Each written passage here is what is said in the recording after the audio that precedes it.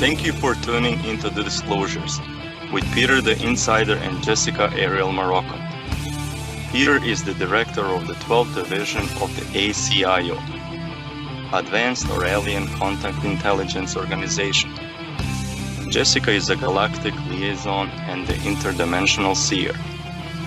Together they will discuss the most current updates from the ACIO, Council of Five, and other extraterrestrial sources regarding many influences on our planet today.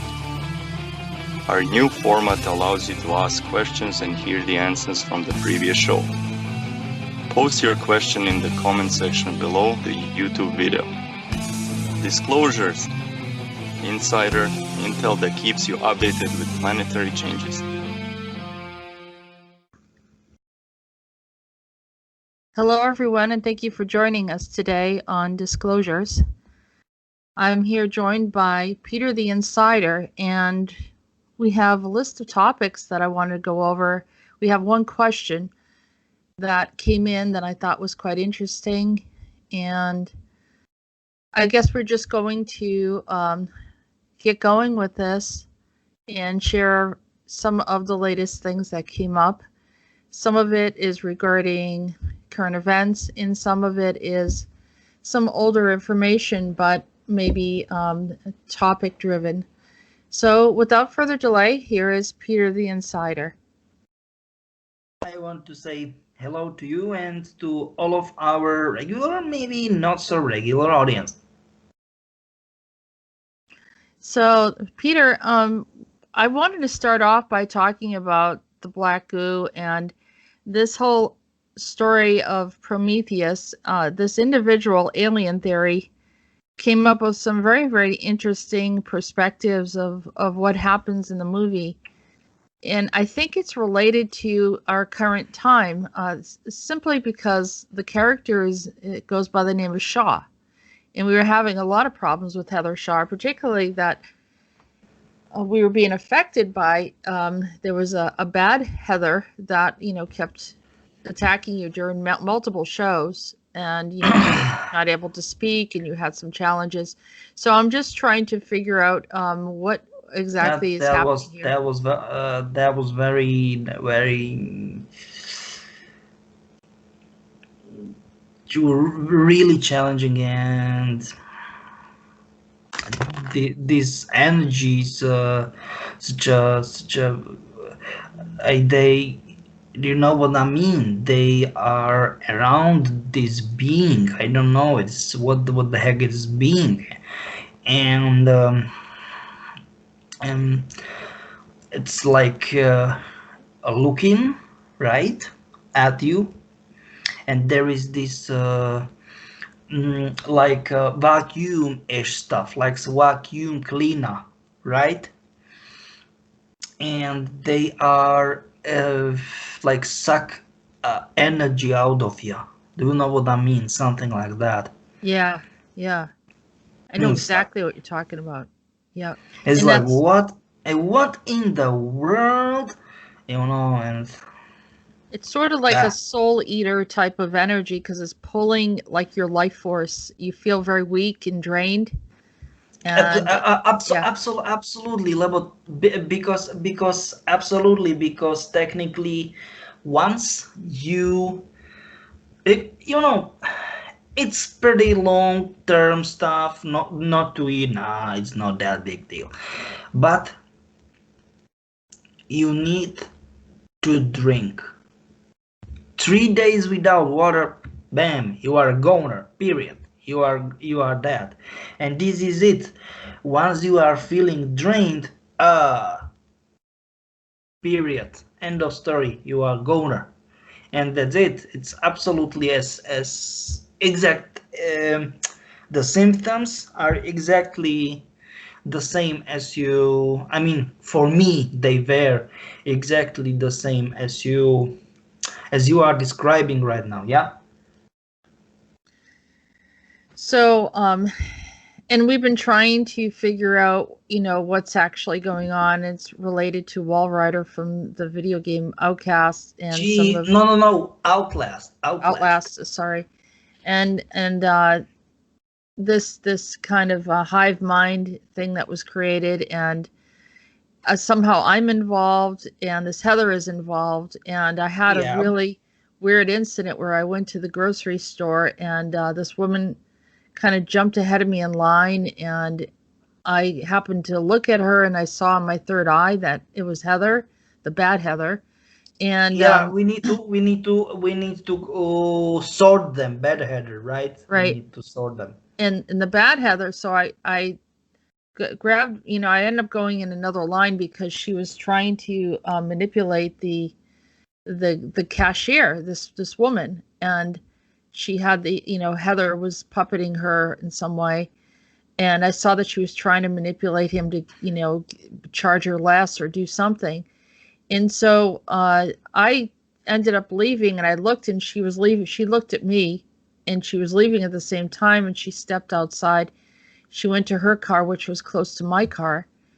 And when she came, all of a sudden I heard someone yelling, "Hey, wait a minute, you have someone else's groceries."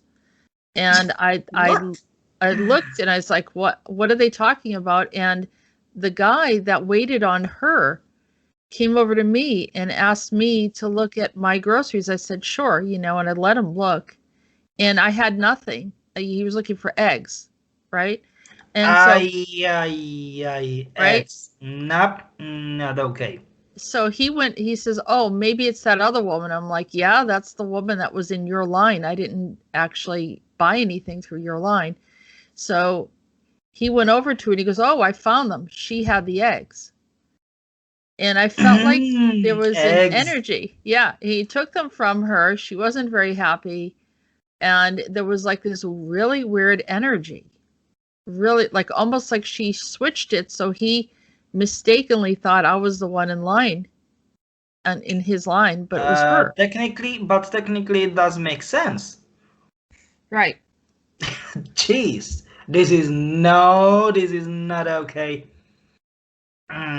So I'm going to show it. So then I ended up seeing this video, and I was like, well, I've seen plenty of stuff about Prometheus, but this person did really an excellent job explaining the whole process of morphing, and he actually mentions eggs. So I'm going to bring this in, and hopefully I have to do a share screen, don't I? Yeah. Okay, let me do that. And here is the video.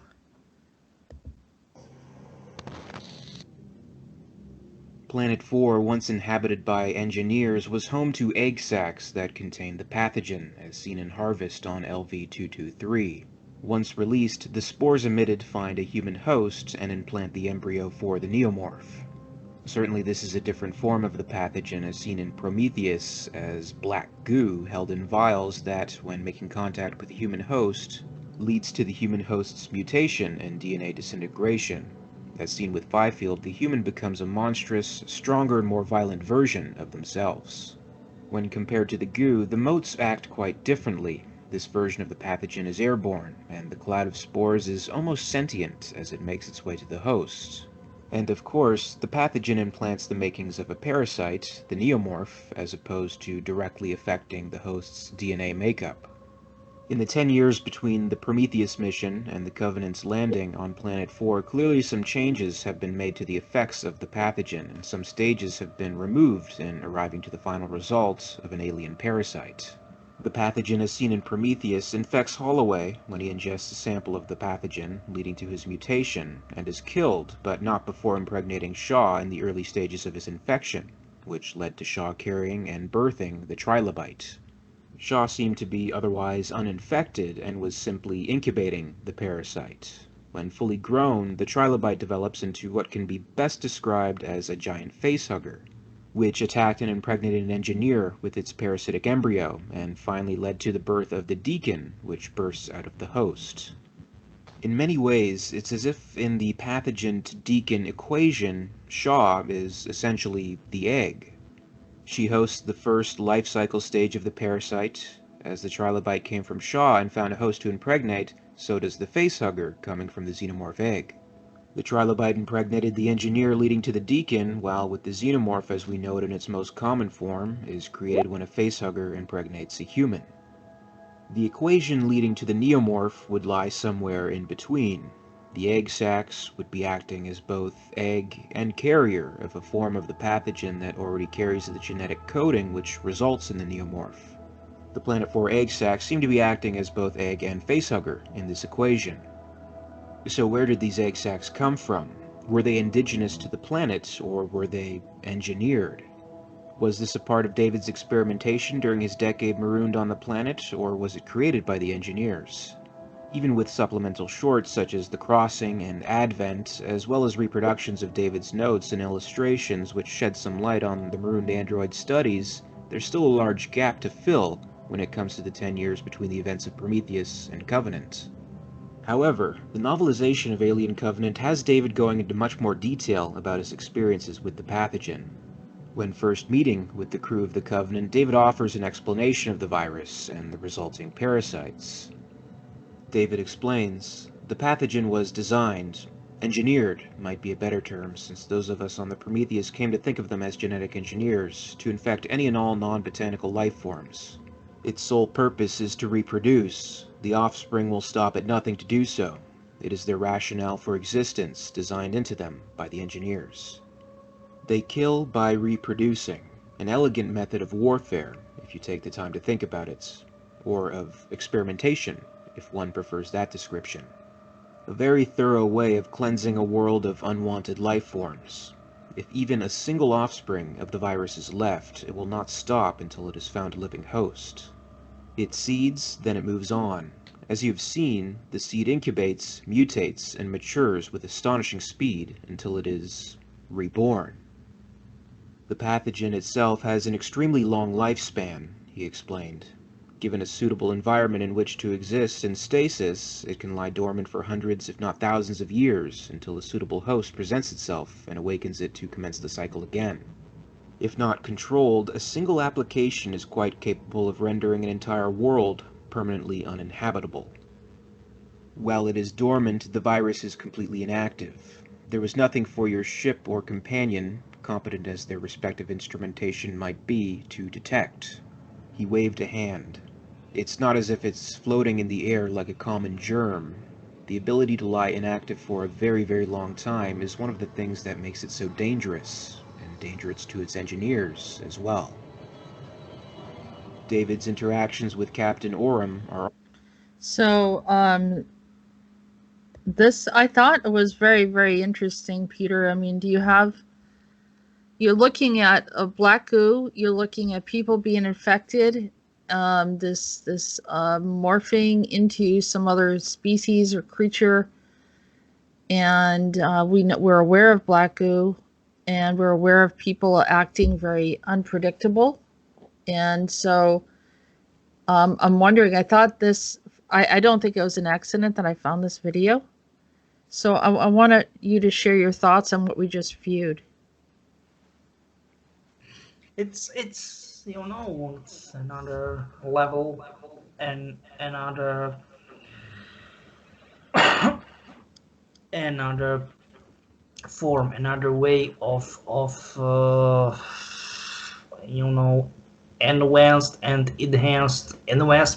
enhancement of black goo in living form, because technically black goo is more kind-ish or kind so AI oriented, or let's say AI and so technical and biochemical engineering stuff, and this is more biochemical and the or biological stuff. And the AI, I don't want to say there is no AI, but it's only for, they made it for certain reason, certain purposes, right?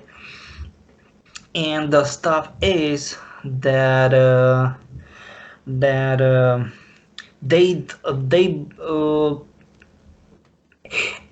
it was like they played with matches in top of the open barrel with gasoline. Do you know what I mean? Yes. Definitely they don't, because they definitely don't. They've got certain idea, but they definitely don't have idea how the heck can it dangerous be, and the stuff is that that they used AI-ish stuff uh, just for one purpose, and the purpose is respectively was to make it more endurable. Do you know what I mean?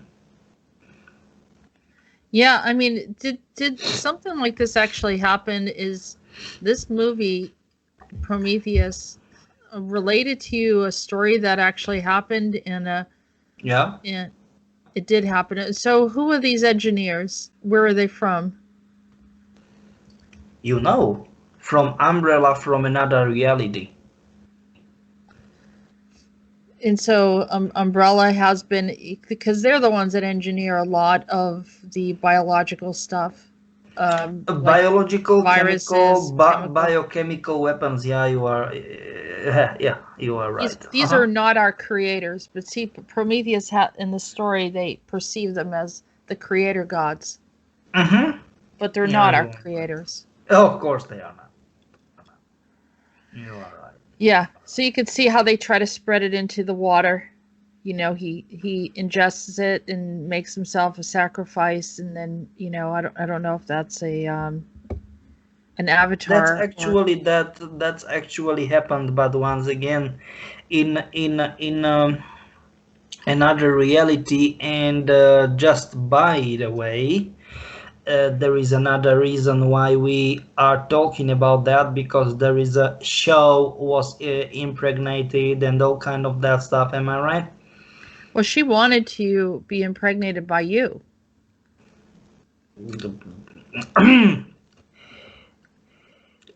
uh, you are saying this.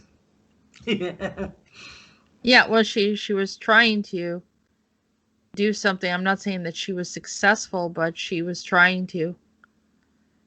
And But I don't uh, know why she chose me. obviously there was a reason, maybe your blood type or something or whatever that they're looking for, but also to control. One way to control someone is to have their child, and then Do you really think that it can be that even stuff like? yeah, because then the child has some of the same genetics, so it creates somewhat a neutral point. What do you mean neutral So point? it's you against you in a way. Yeah, okay. I mean, okay. And technically, once child will be brainwashed in a bad way for me, aka that I am bad. Okay, Yeah, okay, yeah. okay. It's okay. It that does make sense. Okay. Yeah. So, and I thought, well, that whole egg incident from the grocery store, and then I stumbled on, I literally was not looking for anything related to this, and then just hearing everything kind of fit together, I knew that it was direct to me in this way, and to try to understand what is going on here. But so it's the Umbrella Corporation being involved and maybe influencing Heather, and trying to get her They to are do something. cooperating with Mobius. Yeah. Oh, jeez. And of course with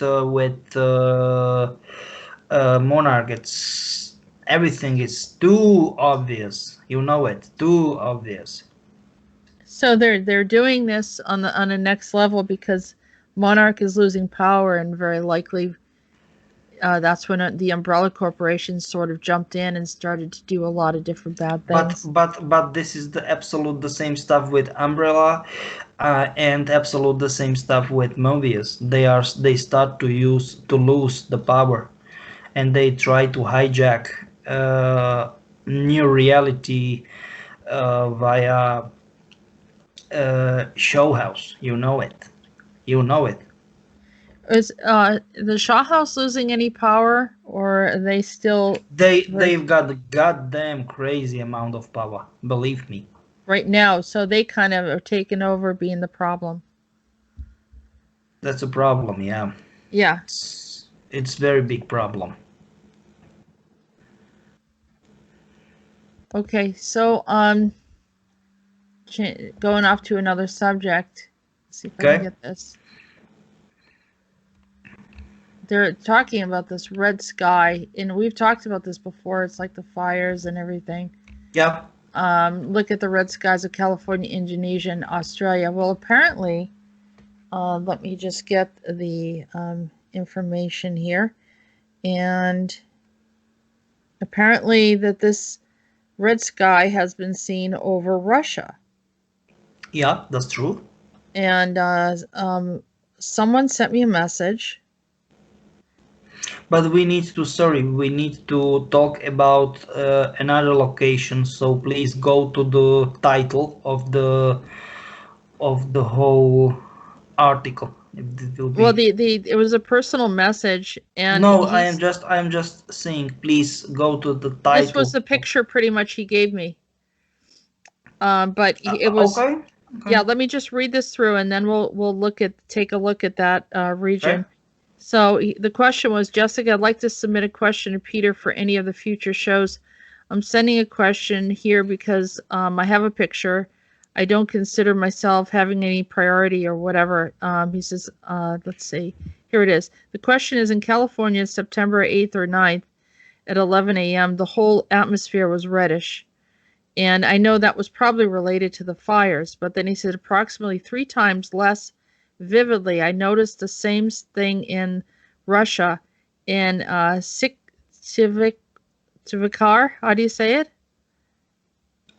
Syktyvkar, my city. What? The name of the city in Russia.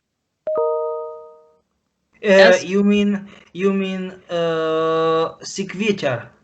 Yeah. Yes, that's it. And Syktyvkar. Try to say it like Syktyvkar. Yeah, Syktyvkar. And is also began in September, and usually I noticed it in the evenings and the mornings, and it lasted 2 to 3 days. And the feeling was that somebody put a filter into the whole environment and atmosphere, and I felt as if my eyes were blurred because of the filter. Was it the sign of 2 realities merging, like reference to red or rainbows? Or does it have anything to do with the Arcturians' work? And then he gave me a link here of an Arcturian, humanity must urgently prepare. And what they're saying is transmission from the Arcturian Collective. The Galactic Collective wish to speak with you regarding some upcoming upgrades to a collective DNA template that are collective of Arcturian star beings. I'm just saying that this is the positive confirmation for being involved. I mean, that we are finally merging our realities. Finally, it happened. So the red is not just fires; it's actually the merging. Nope. Are the Arcturians assisting the ACIO? Yep. Okay. What is good, I think. Yeah, and I don't know. I haven't fully read the whole article, but it's something about the shift of vibration, dimensional space, and the 4th density transitioning through a zone. Yeah, so I don't know. I haven't read the whole thing, but this was the question. Okay, so we can move on to the next topic then. By the way, is that going to hurt anyone's eyes? Because he said that he had trouble looking at it, like there was a veil there. Yeah, I just want to ask that we don't have actually it like Red Sky California, it's fine, Arcturians, strange sketches on people's arms. We can talk about that maybe. Oh, the scratches. Yeah. Do you know what the heck is that about? Yeah, let me show you a sample of that real quick. And And we'll go to that really quick. And this is also a section that we want to pull out later. This right here is 2 people in the same day sent me scratches like this. Activation. Is that Arcturian activation? No.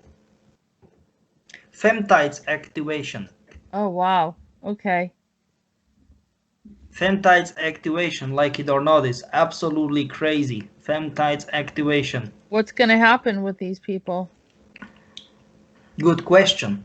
There can be millions of reasons, not millions, thousands of reasons why the heck are they infected with femtides. Injected, they were injected in femtides. Is there which group is it that activated them?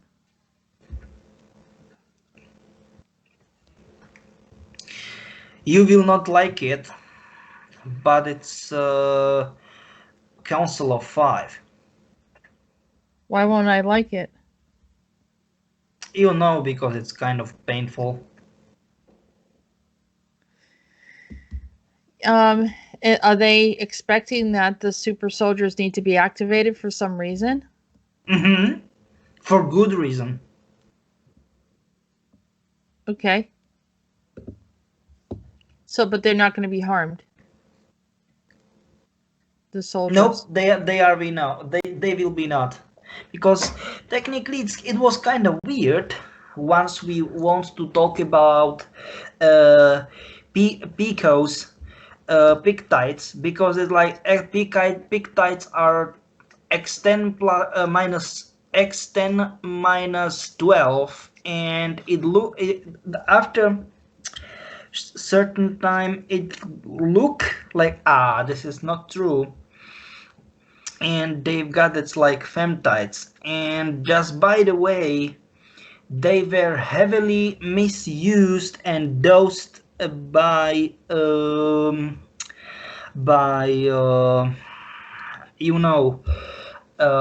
Monarch, and then since then they were freed from their slavery. They volunteered to cooperate with any sort of good, do you know what I mean, group or whatever. Do you know what I mean? Like, yeah. So then what originally Monarch did to them, they're now going to use their abilities for yeah, exactly. I just want to ask why we don't go in quotes in a normal stuff, spiderweb straps. Where are you, spiderweb? Right here. Yeah, we'll bring this one next. Okay, so let's go through it. All right, spiderweb traps 6 galaxies around supermassive black hole. So I guess that there were 6 galaxies were trapped in orbit around a supermassive black hole during the early history of the universe. A new observation has revealed. The new data from the European Southern Observatory's Very Large Telescope, the VLT, in Chile and other observatories gives astronomers a sense of a black hole evolution when the universe was less than 1 billion years old, according to the ESO statement. And here's the full article.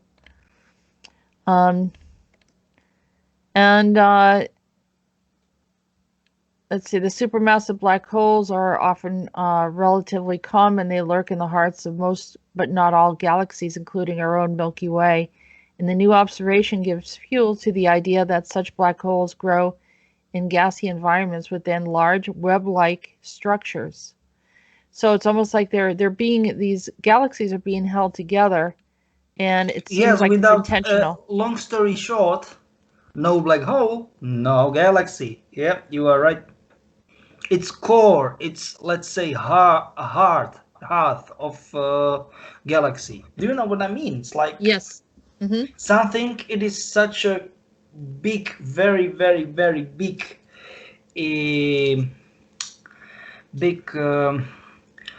power. It needs to be in presence in order to keep the galaxy together. because without that big amount gravitation power, that big gravitation power, no galaxy. You know what I mean? It's Yeah, kind well, of, this in this case, this is 6 galaxies there. or respectively, they are calling it super galaxies. Yep, that's true. Yeah. Yeah. It's So this kind is of normal. interesting, like 300 times size of Milky Way, like 300 times. Oh, holy moly. You know, That's big. not okay. And all Yeah, that dark matter too. Collections of dark matter, just which by is the way, necessary. Yeah. we believe, well, we in ACIO, we know it. It is 95, 98%, but official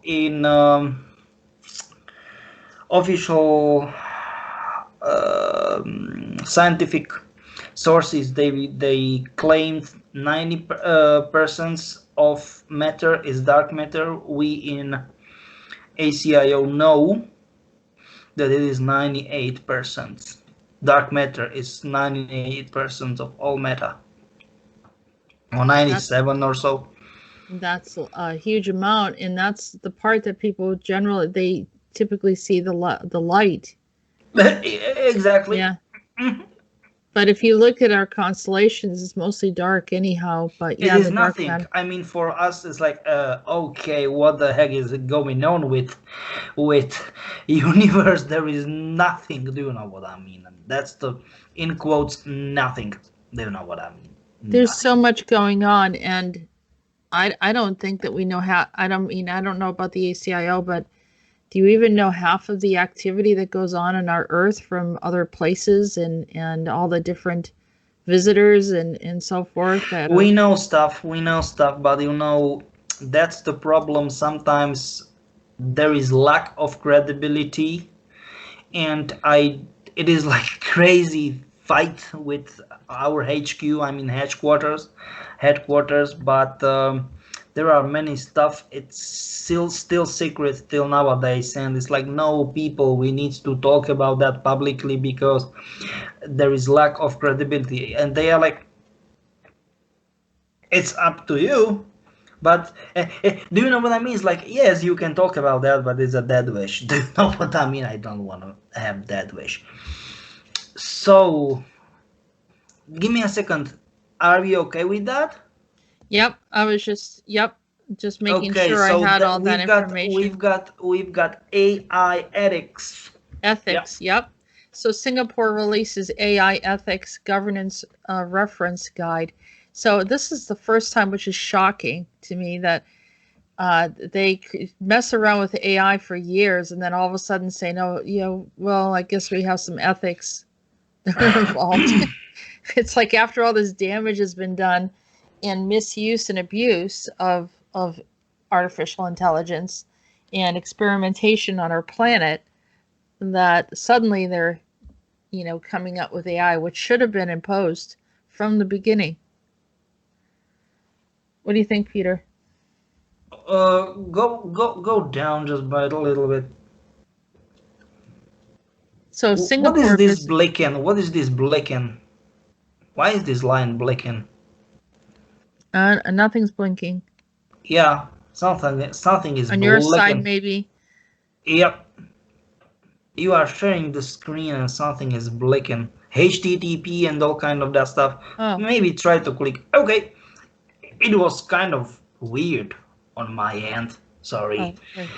Business looking for artificial technology responsibility. Yep. And so the Singapore business is looking to adopt artificial intelligence technologies responsibly. Now can access a reference document to help them do so. The AI Ethics and Governance Body of Knowledge, or BOK, is touted to provide the reference guide for business leaders and IT professionals on ethical aspects related to the development as well as the deployment of AI technologies. I think there should be laws.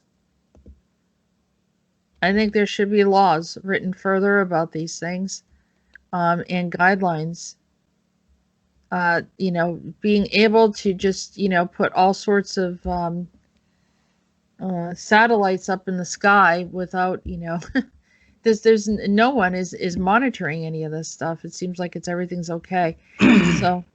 So founded in 1967, the industry group has more than 42,000 members and offers a range of services to support its members, including training and development, networking opportunities. So there's 11 chapters, including AI and robotics, cybersecurity, and Internet of Things, as well as 5 interest groups that include blockchain and data centers. So this is coming out of Singapore. Thank God for Singapore. None of the major nations or the larger nations have done But this. you know that they are very highly technically advanced. You know it. What, Singapore? Of course they are. Jeez, they are. But that should have come out of some of the larger nations, though. Whether people that have been messing around with AI from the beginning. That's the United States, China, Japan, Russia. Some of the major, maybe the UK, have been messing around with AI for all this time. And from my point of view, if you want to talk about Japan, period, end of story.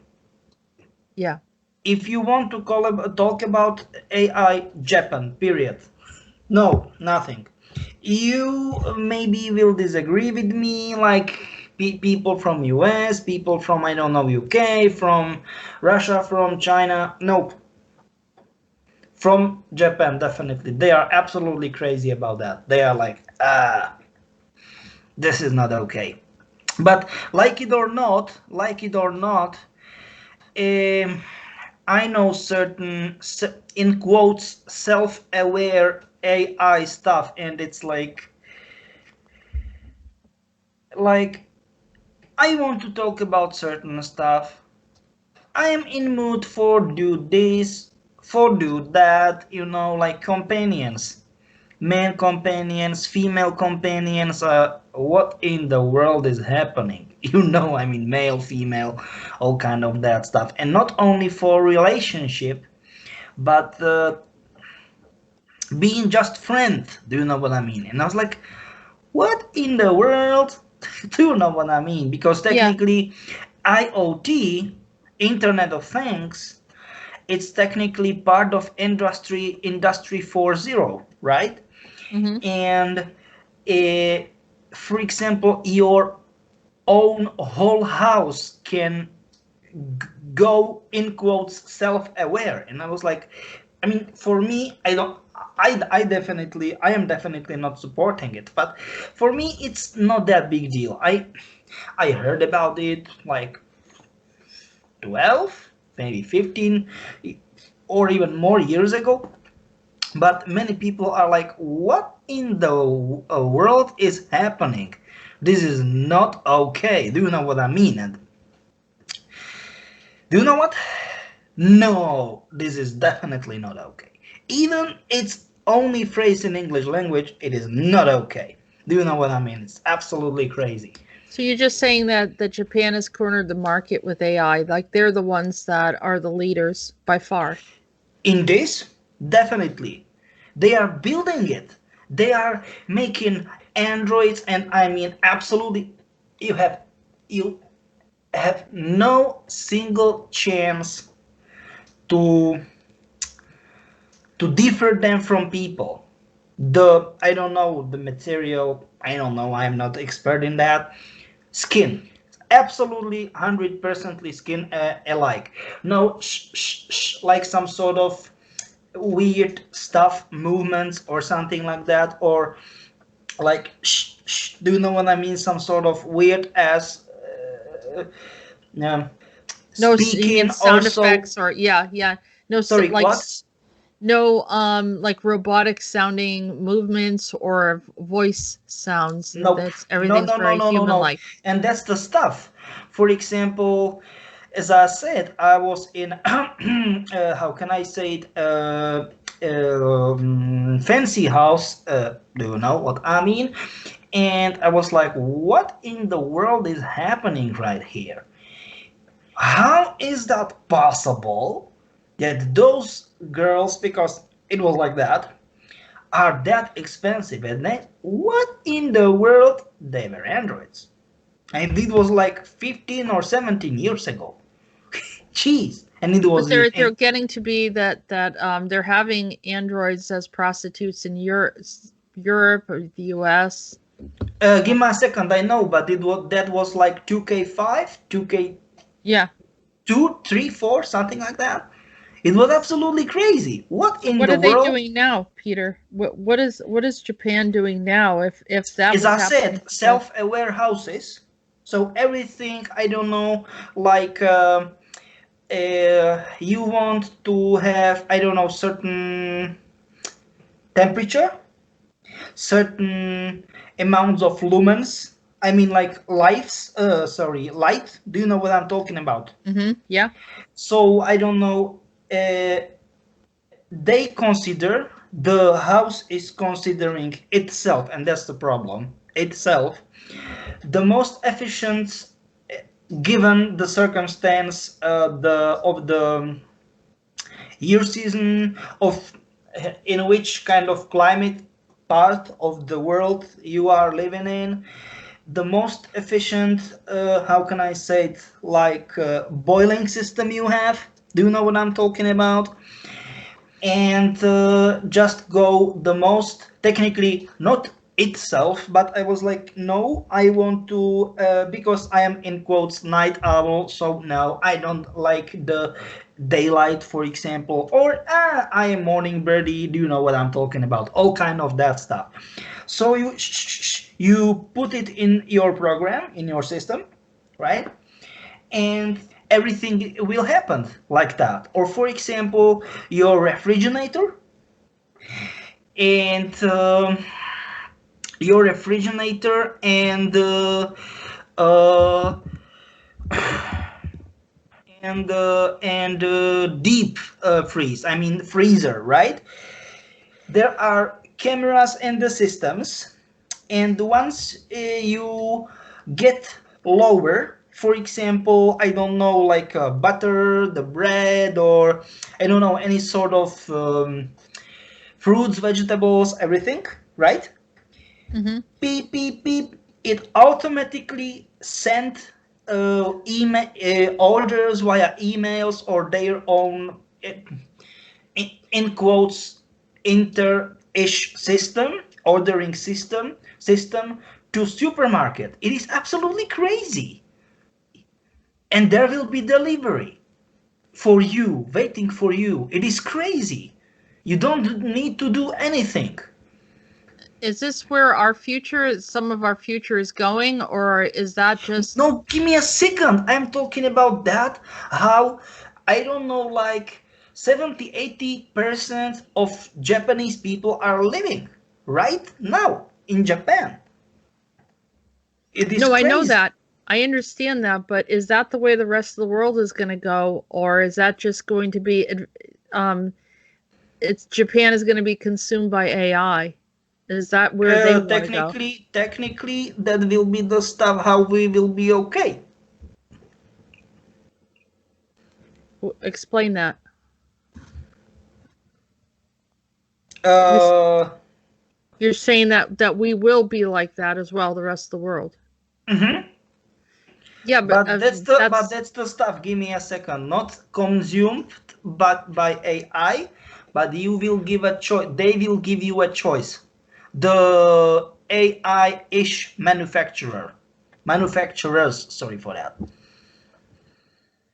I mean, I like the idea of assistance and help in daily living and all of that. Because but sorry for interrupting you, but I'm talking especially about, for example, people. For example, right? You are old. You don't have any family because you don't have no one, right? There are no people around you. They won't or they cannot help you. How the heck you will get out of the trouble? Do you know what I'm talking about? Because you are too old to move right. outside the house, or you are how can I say it? Only laying on the bed because of that health condition. I've always been fascinated by the idea of, automation and assistance and, having, some kind of low grade computer assisting the operations of my house, but I don't like the idea of the integration of the AI getting into my mind. And so that's the trade-off. I don't know if there is somewhere in the middle, but that's pretty much what the impression that I've been getting is that it's kind of as soon as you welcome in AI, it integrates everything, including your own thoughts and or implants or something else that happens. And so you are interconnected or hooked in and not, separated from that AI, that it's just moving around you doing certain things to assist you, but that actually consumes you in a way. We need the truth about this, Peter. Nobody's talking about it. We need the truth. But I'm just saying how it is. But the AI then gets into your mind as well because it links into you, right? Yeah. So that becomes a problem. So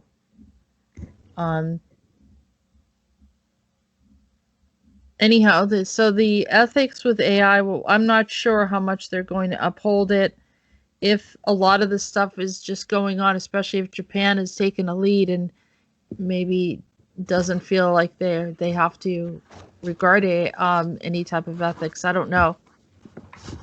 I mean, I don't think like you said, I've seen movies where it's almost like seamless. Like you see AI or like Android types that are literally integrated in their society. So like they're interacting with people, but you don't know who's fully a person or who's not.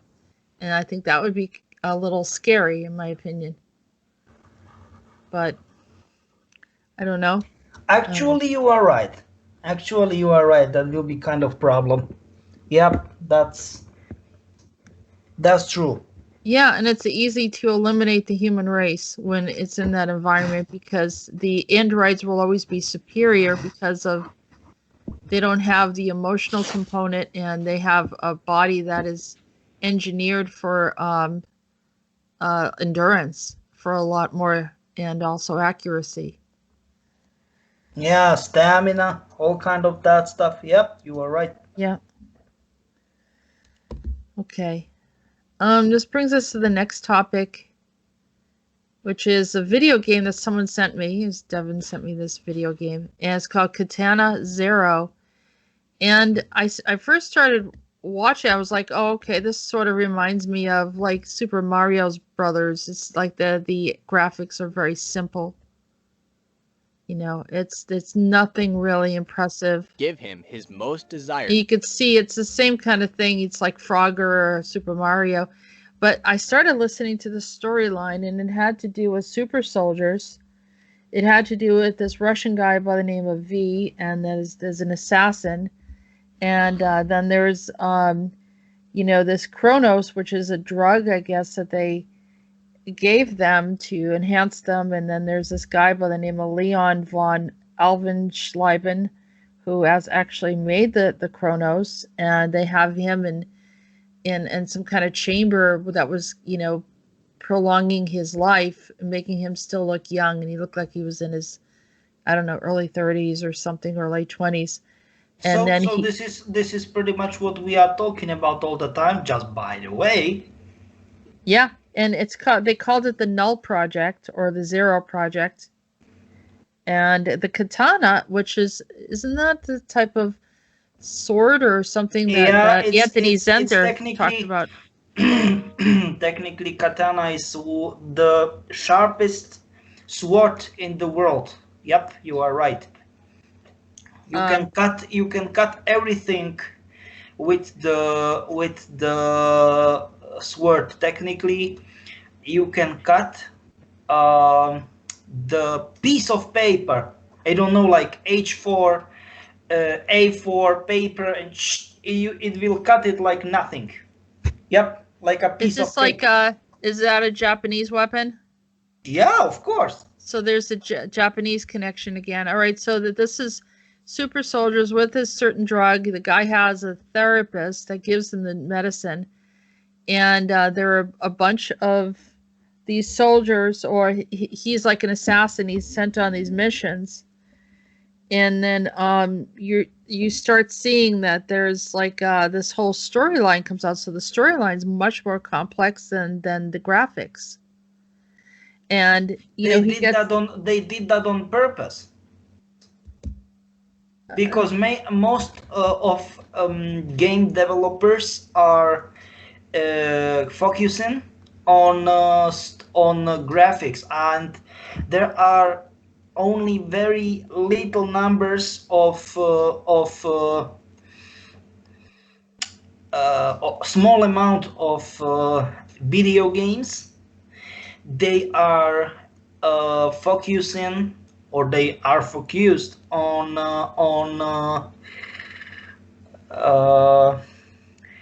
storyline. And this, let's say, this is crap, I don't want to play it, you know. But I mean, according to the graphics, but it is made on that. Do you know what I'm talking about? Like no, I don't want to play it, but this is it is exactly about that. Yeah, at first I was like, yeah, it's too simple. I mean, this looks like it might not be anything.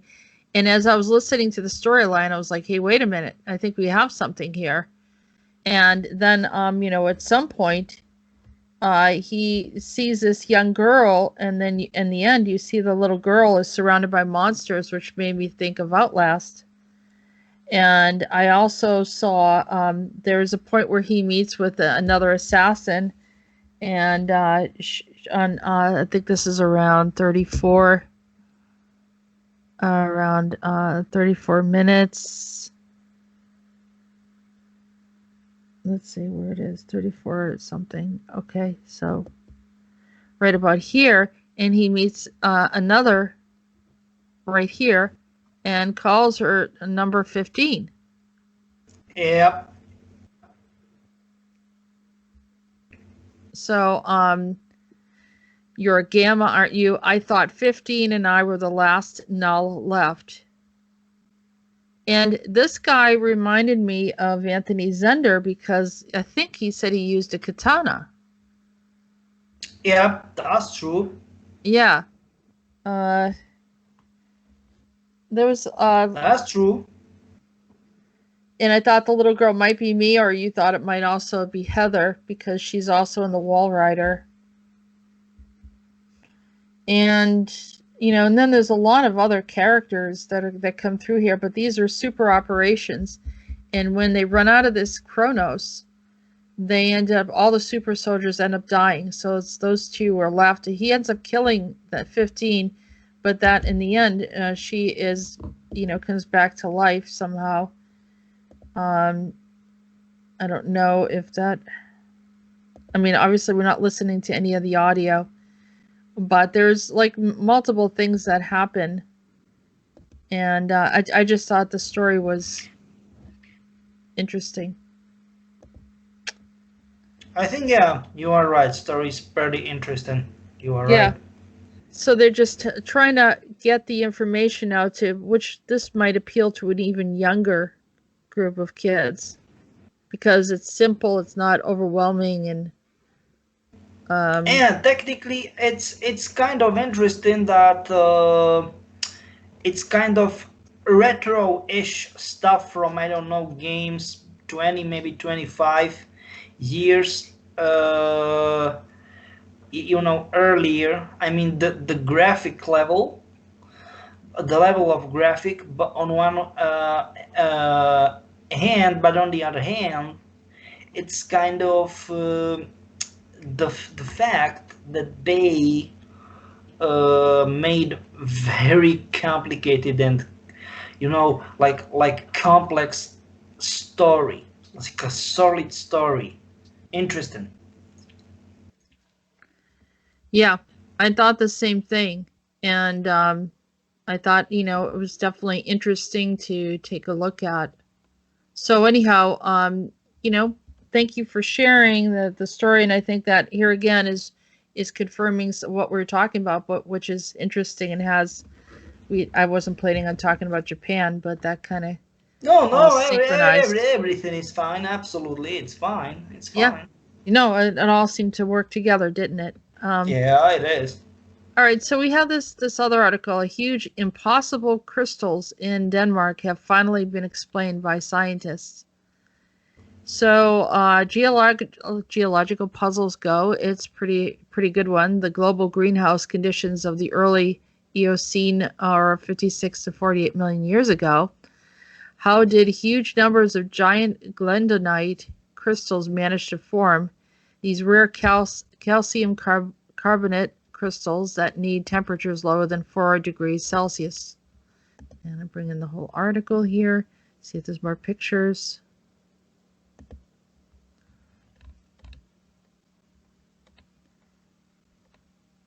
And so they're explaining about how the temperature and everything. This was studied by the University of Copenhagen in Denmark, and it's related to the heat and the cold and the change.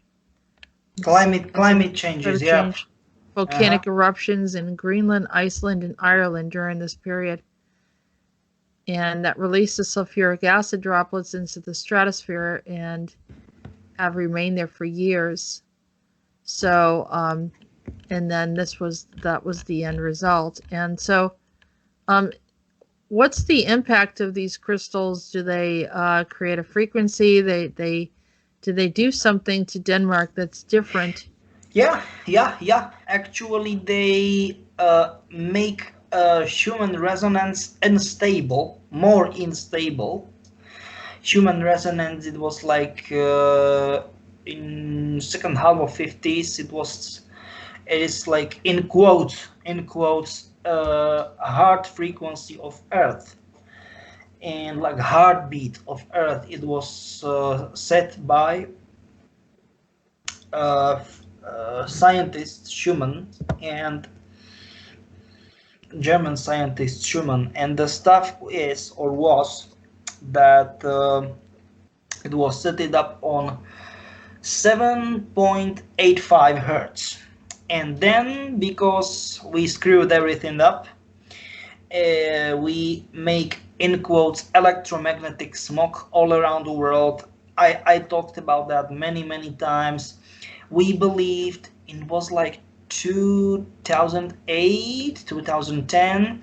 It was 8.5 hertz, so 8.5, 855, something like that. 8.55 hertz. No, now it is the actual measurements. It was like okay. In 2005, it was all the fives. It's very easy to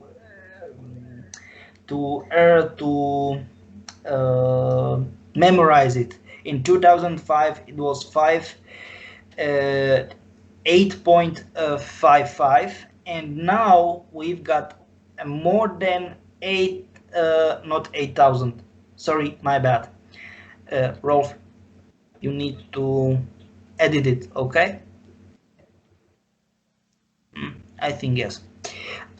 It was in 2005, it was 8.55. Now we've got it in 2020, we've got more than 8.6. It's like 8.62, maybe 8.63, 64, something like that. And the fact is that it is a reason why everything was so weird and happening weird in Denmark. That means yes, they were highly advanced, enhanced, all kind of that stuff. They've got many emperors, they were in history, right? In history they made good stuff, but on the other hand, They are most twist-minded and wicked-minded in the modern history, especially once we are talking about cult stuff, witchcraft, or for example, sexual laws, liberal laws, and I don't want to get into details because, you know. Yeah, the pornography and Yeah, and yeah. also the gender They switching and all that stuff. sorry, what? Gender and all that. Yeah. For example, they legalized same-sex marriage, and they call it marriage. 9,000 18 80 sorry 1989. Sorry, you need to edit it. Sorry. So it is like that, right? Or for example, it's legal to have intimate-ish stuff with I don't know, with animals. It is only prohibited to make it on public places. From 2017 or 18 is absolutely crazy. They are crazy. Is it possible that these crystals are magnifying everything that they're doing, both good and bad? But this is what I'm talking about. Yeah. Even in good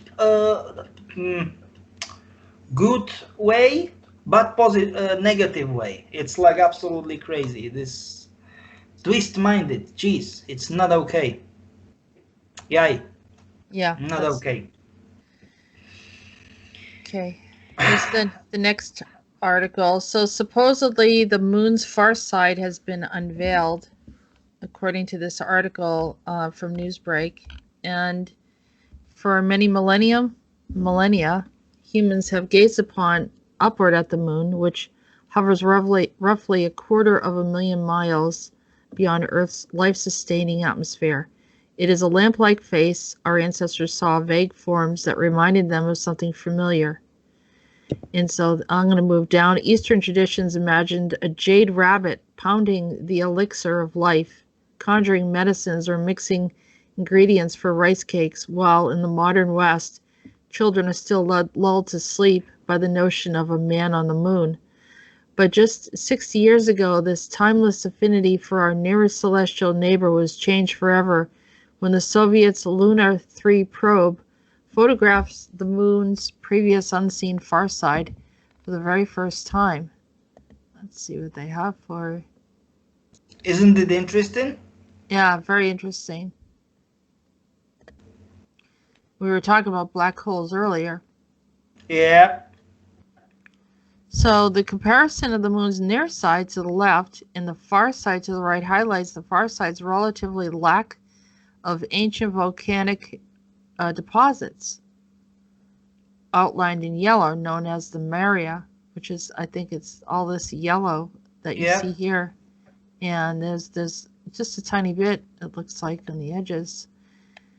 The name implies that the Lunar 3 was the third Soviet space probe sent to the vicinity of the moon, but Lunar 3's voyage was a troubled one. Teams of exhausted engineers holed up in tents, trailers, and rickety barracks at tracking stations in Crimea and Kamchatka spent days battling electronic glitches in telemetry dropouts. In fact, Lunar 3's goal of photographing the far side was so audacious that the Soviets avoided mentioning it in their official communications to the world. The Lunar 3 probe carried 40 square frames of temperature-resistant, radiation-hardened film tucked inside a lead-lined cartridge. Ironically, the film originated with the U.S.'s Genetrix high-altitude reconnaissance balloons, which were captured over Soviet airspace in the late 1950s. To snap pictures, Lunar 3 rotated itself to align one axis to the sun and then use a photocell to detect the moon before sending a command to open its dual-lens camera doors, much like a pair of great mechanized eyelids. And so this is what the Lunar 3 looks like. There are camera windows, ion traps, antennas, gas discharge tubes, solar batteries, thermal control shutters. And I don't know where they're getting the energy source, because this is a solar battery. If they're on the dark side, I don't know how much access they get, or if it's just our dark side. So anyhow, it seems very, very interesting. Here's a crater, Giordano Bruno. It's 14 miles wide and displays a striking crater ray, streaks of ejecta that just blasted outward from the impact of craters. What do you think about 23 miles, 23 kilometers wide crater?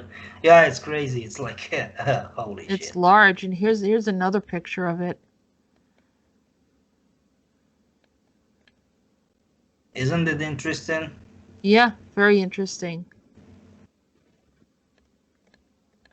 Peter, have you visited here on your journeys? Yeah, why? What was your impression of being on the moon? Normal. Not good, not bad. Normal. And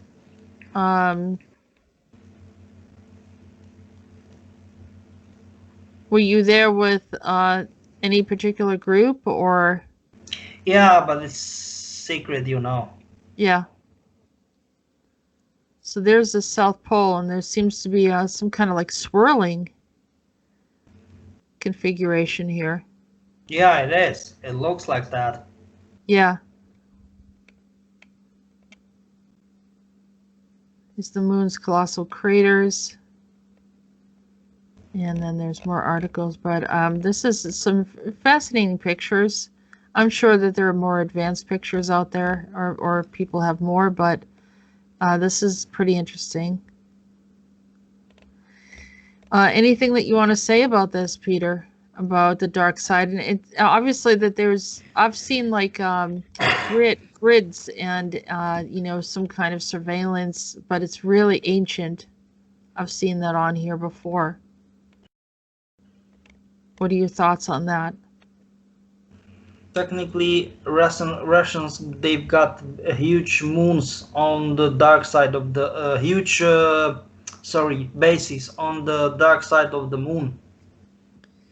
Is it mostly a Russian presence and not? As I said, Russians and Chinese. You know it. Chinese right now. Yep. The U.S. is not participating anymore. No, because they were not able without having energy source, without having an energy source from solar panels. Oh, well, they have solar panels in the U.S. How is that difficult? No, I am saying that once you are on dark side of the moon, right, you need to have certain stuff what will be some sort of substitution for solar panels. Yeah, because but their Luna 3 was created with solar panels right here, solar batteries. They have a thermal shutter motor and also another solar direction sensor. So, I mean, this is the technology of the Russians that are using it.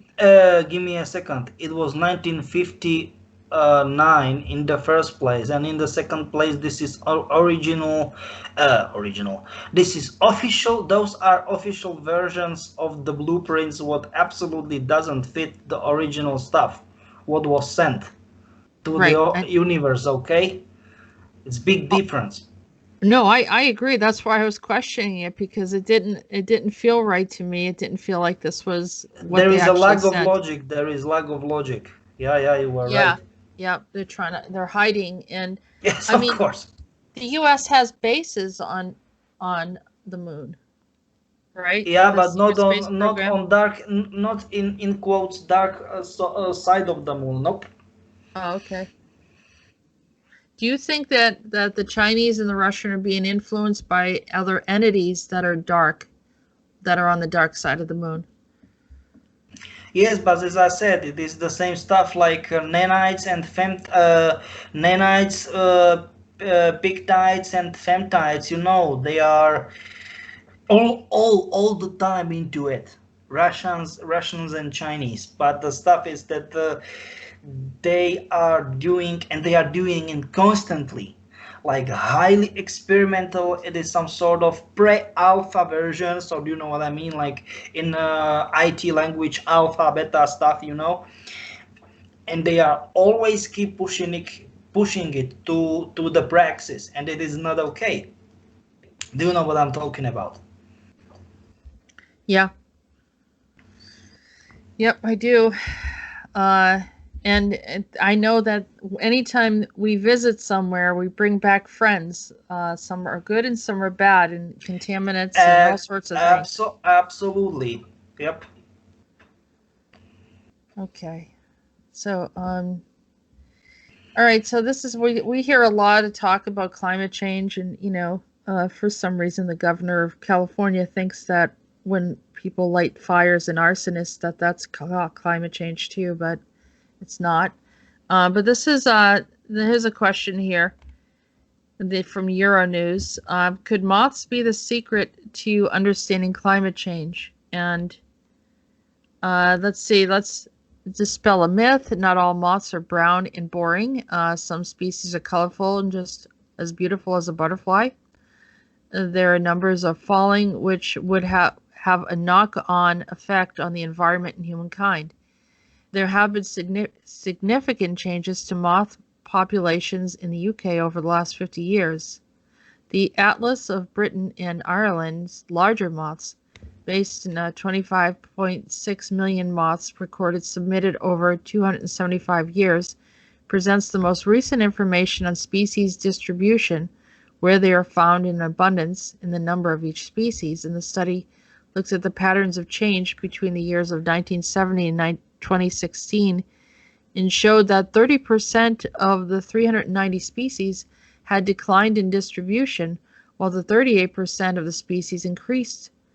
What more, 34% showed a significant decrease in abundance, while 11% showed a substantial increase. Put simply, the moths are decreasing in numbers more than they are increasing. So, and while in Finland, analysis for long-term distribution records showed significant overall decreases in the distribution of larger moths in some of these species. So what do these changes tell us? Moths are highly sensitive to the environmental change, both in terms of climate and their inhabitant. Climate change is a major factor. The warmer the climate will benefit some species, but negatively impact others. Many species should benefit from the warming climate in the UK. So they're observing the moths and finding out that they're kind of revealing indications of how the temperature is changing. And if temperature rise, suitable cool areas, particularly those in a higher altitudes, will diminish, and this will probably lead to further declines. And so they have a short life cycle, so they are called indicators to environmental change. Yeah, that's true. That's true. Yeah, that's true. So I think that, natural life does give us a lot of information. They do huge studies and all these different things, but I think, the drop-off of bees and certain insects, certain animals disappearing, we can learn a lot. But they did it on purpose. They did it on purpose. Umbrella, they did it on purpose. Explain that. What are you saying? Because they want to know how the heck the tiny little piece of ecosystem and biotop system will, how it will affect everything, the whole circle of living. So this is you saying that the Umbrella Corporation is pretty much doing a lot of the research. They're observing everything, and on They were they were. Oh, they're all right. So yeah, because they're involved in virus and bacterias and so now you're Yeah, saying insects as well. exactly. All right, they're not doing as much anymore. Is that what you're saying? Hey, why? As I said, since April 26th this year, Okay. 2020, they are not. But Right. prior to this date, why is it flickering? In front of HTTP, yeah, okay, it's flickering.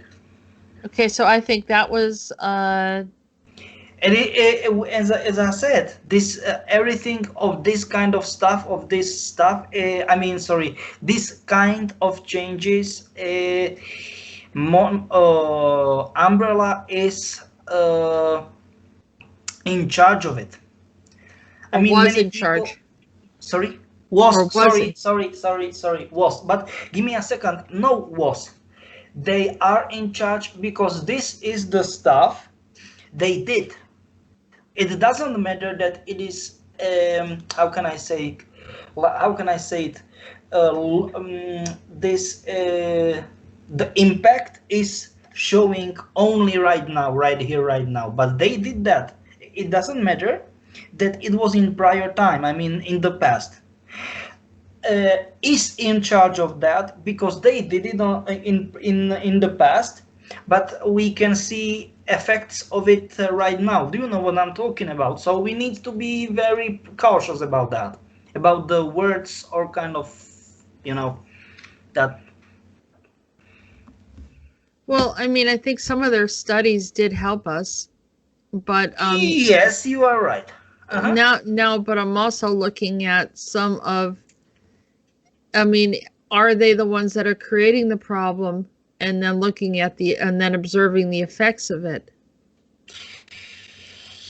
Yes, it's very controversial. It's like, what the heck? Yeah, you are Yeah. right. So create a Yeah. problem, solve a problem, or at least, observe it and show everyone. And so this Yeah. whole thing of climate change and everyone's getting upset and, using, different people as spokespeople to discuss these topics to the UN and trying to make changes, but it feels like it's contrived, like they have agendas within agendas on these topics, not necessarily regarding the concern of our environment. That's the problem, is the ones that are speaking up have other agendas. And we truly don't want anything to happen to the earth, but we don't like that they are hovering over us with these threats and actually, impacting other people. Like, for example, the farmers in the Netherlands were not allowed to use their equipment. They were being forced to sell their very, very expensive equipment so that they could go have less emissions in their vehicles instead of some kind of conversion that the government supports or the UN supports financially. They were going to make the farmers lose lots of money, to the point where the farmers all showed up, at some of the political politicians, primary locations and, protested in their own way. But I think that it's things like this where, here again, the average person suffers because of some kind of weird agenda that suddenly they're showing concern for something, but it attacks the average person in the process. Yeah, you are absolutely right. Absolutely. You are absolutely right. Yeah. So then it seems not genuine that they're concerned. They pretend they are genuine, and they are goddamn good at pretending that they are genuine. Yep, you are absolutely right. So hopefully that kind of attitude goes. I'd like to see that attitude goes, and if that's part of the umbrella corporation, we don't need it, right? I think there's the crystals, and we're missing Chinese drones. Chinese drones, I think. Yeah. I can see it, just by the way. Yep, exactly. Here it is. All right, so attack of the drones on from China unveils a terrifying new weapon that launches swarms of suicide drones to annihilate targets. So let's see if I think there's some video here. You can get it to work. Everything's moving slow today.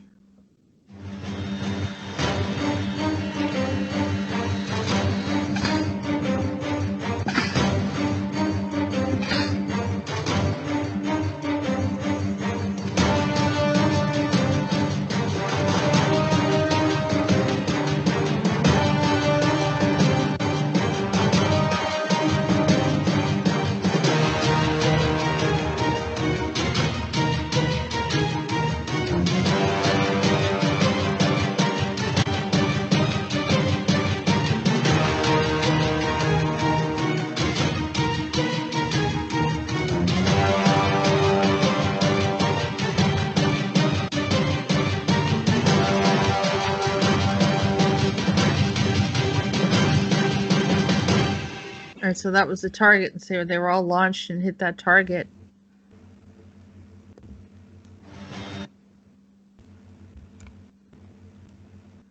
Okay. Okay, and what? Just the accuracy and some of the things that they're creating now for weapons, and we keep on putting more and more money into weapons. I've seen multiple articles about, you know, like I don't know what that is. Anyhow, so you have, you know, North Korea showing off their new bombs on a parade. Russia's talking about we have certain type of weapons, bragging about what they have. So there's still this looming thing about war on the planet. But you know, I don't want to defend them, but US is always doing that, and people are silent. They remain silent. Well, I this goes and other for people, US and as other well. countries, they have their own right to do it, the same stuff. But what is the tension? Why does everyone want to be in war? I don't understand it. It's not just. I'm not saying the U.S. doesn't do it. The U.S. does it as well. So Does it as well? They did it most. They've got almost. They've got more bigger budget for defense than next 26 countries combined. 25 of them are US allies. It's true. What the heck are we talking about? They don't make any deal. They don't get any deals. They break everything. why is it that they all want to be in war? That's all of them, all governments.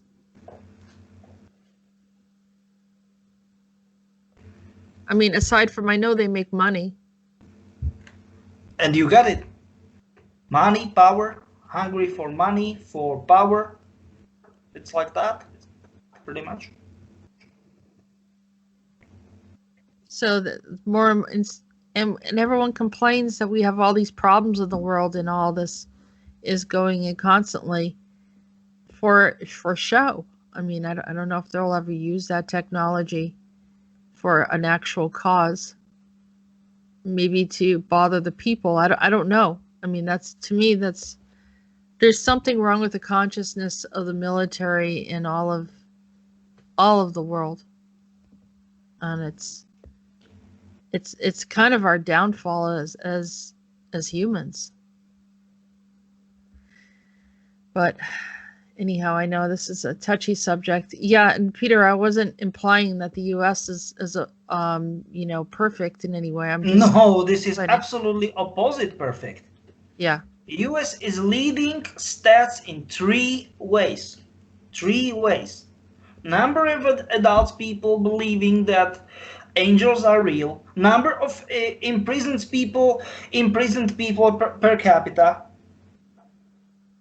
And What's wrong with the angels being real? So what's so bad about that? I don't want to say good or bad. I am saying the stuff the fields where US are leading the stats and defense spending. As I said, more than 26 next countries combined, 25 of them US allies are US allies.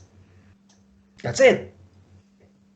And they are having military bases all around the world. Right. And what is the And fear? they broke every single deal from UN, from practically anything, and they are like everything should be okay. They should make their mount shut, like it or not. It's bad. I don't like this kind of attitude. No, but I mean, I don't like. Yeah, they may be leading it, but everyone else is doing the same thing. So what's the bigger issue? Not the same in the scale. All right. In the scale and in the number of in the amount of money, in number of in pieces of weaponry, also the numbers of produced weaponry, any sort of way, any sort of weaponry, and in the army, of course, China has the largest army in the world and all kind of that stuff. But China have more than five. It's more than 5 times populous than US. You know, it's normal. I mean, for me, it's normal. But yeah. I'm just saying. You know, and that's the stuff. But to be, I don't want to say to defend US, but the fact is they are only vassal state. Vassal, that means like enslaved state to we in my homeland. And the word is vassal for, in quote, slave, right? It's slave state to the elites. They choose, they point, this should be our state. So technically, if they will choose any other state in the world, do you know what I'm talking about? It will be that. So I am not blaming US. Do you know what I'm talking about? Well, the people are suffering in the US. I mean, I know that everyone feels that the government represents us, but they don't. They pretty much operate as if we don't exist. And making their decisions. And of course, we're the ones that end up feeling the brunt of it. And it's just like I said earlier about how the simple people, the ones that end up suffering from these tampering in games, or like their point that they want to make about the climate change, and that it ends up costing it, coming out of the pockets of the poor or the people that are struggling. So I mean, I know, I feel you. Okay. Yeah. So I mean, we're not in agreement with a lot of this stuff. We don't have any say. So essentially, humanity as a whole is in a slave system, and everyone's upset, and it creates a divide and conquer, so that the people in some ways are not unified with other nations. That's why I do love the United States. It's where I grew up, but I also embrace the friendships that I have from around the world. And so my choice of doing shows has never been like, all red, white, and blue and in the US only, but rather to, welcome in the people from around the world that I feel that are very much in a similar circumstance as we are. And the more I meet people, the more I'm finding out that this is definitely the case. And that was my feelings originally. But I feel like it's the average person is the one that needs a voice and needs to speak out. And so that means that there are people from around the world that are represented on my channel, in my opinion. and even different views, or similar. If they have different views, they might have a debate with me, but I still have had people come in, and Peter, you and I have come up with all different topics that are reflecting on the entire world. And Yeah, that's true. you've introduced a lot of interesting information regarding the Eastern European part of the world that many Americans are not familiar with and are learning. And that also opens it up to you on a global way as well. So I think that we continue learning and we continue growing together and trying to sort this out, and remembering that it's these puppet masters elite that are playing Yes, their little... they are puppet masters. Yeah, you are right. They're playing their chess game here on the planet, and we're all helpless, in many ways. That's the problem. Yep, you are right. Yeah, I mean, because I think that, Peter, we would have borders, but there would be friendly borders if we were in charge. Not us, me and you, but I mean the people as a whole. If they pretty much just ran their own world, their own country or area that they live in, the borders would be kinder to one another. It wouldn't be so hostile. Yeah, you are right. You are right.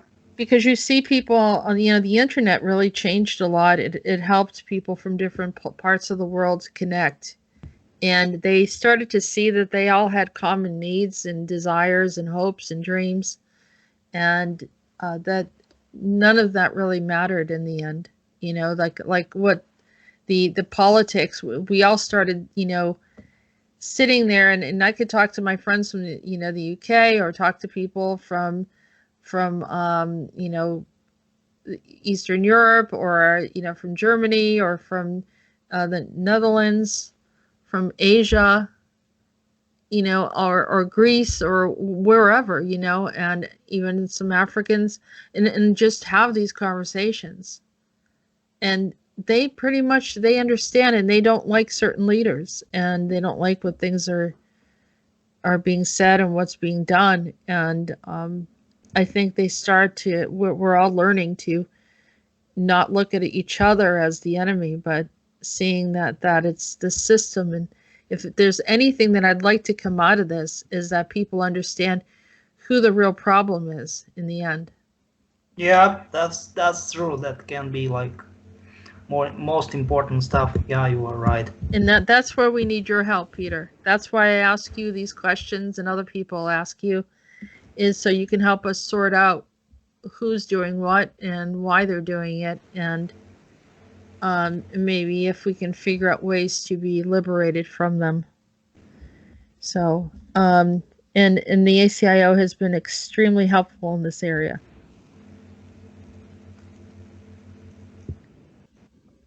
Oh, I really like that you can, like, approach it in that way.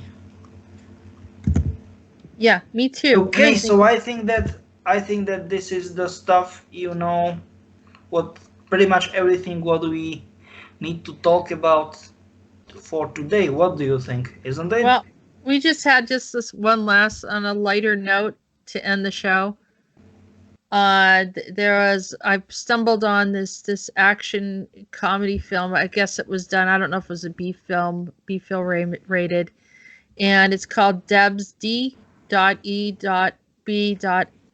which reminded me of Aldebaran, or the name Deb is sort of in there, but because of the female dominance, and it's related to a clandestine paramilitary academy and all girls.